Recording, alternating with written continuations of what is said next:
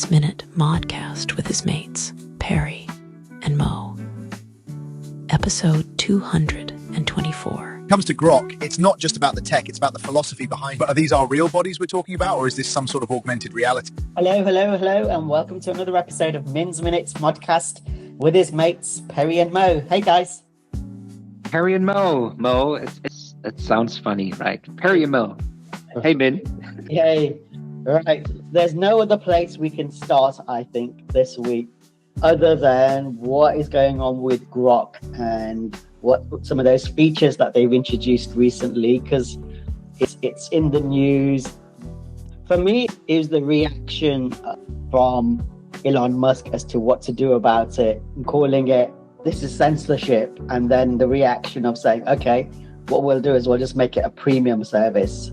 So only rich people have access to do these things with people's pictures and dress them and the like, right? So, and where is that morality filter? And I thought it was really shocking. It's like, what did you expect people to do when you introduced the spicy mode and all the other stuff that he's been doing, right? So, Perry, do you want to kick us off?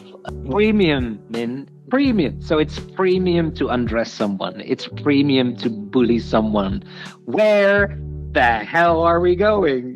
Sorry. It's so weird. It's a premium feature to create images that are basically not allowed. And I'm in Europe. We have data regulation in Europe. So if I save a stack of business cards on my desk in a little box, according to the regulation, when I leave my office, even when it's a home office, I need to put it in a drawer, and the drawer needs to be locked. Wow. Otherwise, I can get a penalty. Wow. Right? Yeah. So let's go back and then look at this premium service. Something is going wrong in the world, right? So I can't have my business cards on my desk in my house. That's not allowed.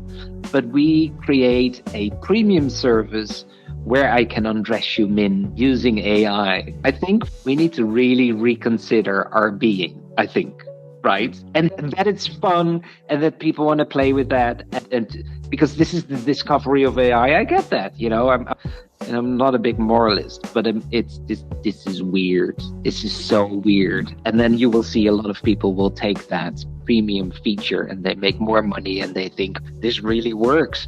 So if we do these kind of things, more people will buy the premium feature, and then we finally can make our promises happen to all of our investors. So it's all about the money. It's not about what is decent, what is human. It's about the money. Yeah. More than ever, I think. Maybe that was how, that was the plan all along. Yeah. Give everyone access to it, get everyone talking about it like we are, and then monetize it. And we're all addicted. So it would be so cool to say, let's step away, let's step away for a month and ignore you and then see what happens. Yeah. Talking about a premium feature. It's a premium bloody feature that I'm on your system. Yeah. But we're all hooked, right? Yeah. I saw an interview with a lady at the university, and she's like nonstop on AI, doing all her deep research on AI. Yeah. And we're hooked. Yeah. Dear. I saw his reaction to Starmer, our Prime Minister, was he sent out an image of Keir Starmer in a bikini. That was his reply. But he's just a child, isn't he? And he's just like, oh my God, what? Maybe that's it. We're just kids. We're just 8-year-olds in a grown-up body. Most of us. Yeah. And I'm not saying you. I'm not saying me, of course, but everybody else are just kids of 8-year-olds and playing. There's also the thing around. I think one of his replies was it's illegal to actually sort of create these images and distribute them or whatever. And it's like, well, why have you allowed the service then? Yeah. So yeah, God knows. Mo, what's your reaction? Yeah, Mo, take it away, please. I think Elon thinks he's God. He has that complex as well, God complex. So that's what's happening. I think, it's disgusting. That's the reality. But these are the things that happen when you're innovating. When the internet came out, I'm assuming, I know actually, that a lot of things like this existed and came to access for the normal human. So from the webcam businesses to all these different things, right? I wasn't there before. I think there is a balance, right? There is a balance. Some places, yes, I believe that there needs to be some kind of control over these kind of things. Like there needs to be some kind of ethical guidelines on what you can and cannot do. Like this is like, it's fully on the wrong side. We have those rules and laws, but then Of course. Mr. Musk says, oh, this is censorship, and Yeah. it's the usual argument of free speech. But Well, if it's free speech, don't make it a premium service then. Yeah, of course. Yeah. That's But, weird. but that's the thing. Yeah, but that's the thing. That's the strategy, right? You market something, give access to everyone. As you said, then AI is a drug, maybe, right?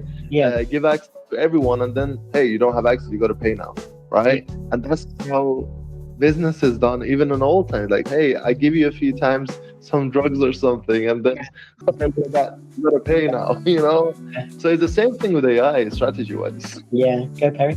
I have a question for you both. I'm meeting with people more and more who are saying to me, I wish I could buy a little beautiful house in nature, disconnected from everything, and just live my life there. I keep hearing this more and more. Maybe that's the circle of friends that I have, these lonely rangers that just likes to read a book at the fireplace.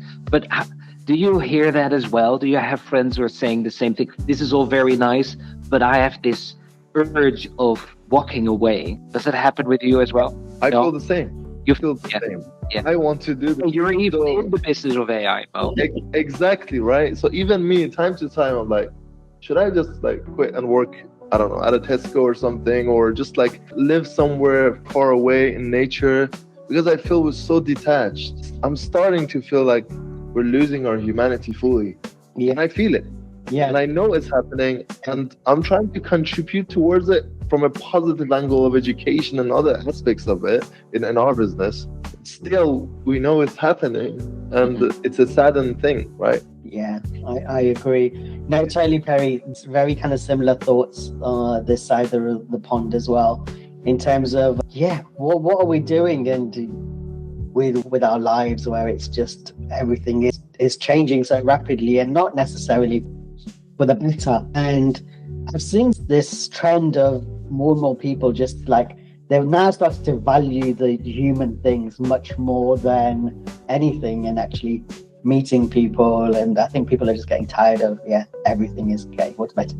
And it's quite strange, right? Because it's only really kicked off in the last 2 years or whatever, AI properly. And there's so many beautiful, it's unfortunately, such as not here to tell us about all the cool things of AI in hospitals. And I agree. So, but maybe that's the duality of everything, that awesome things are happening. Yeah. But that means there needs to be another side as well. And it's never in the middle.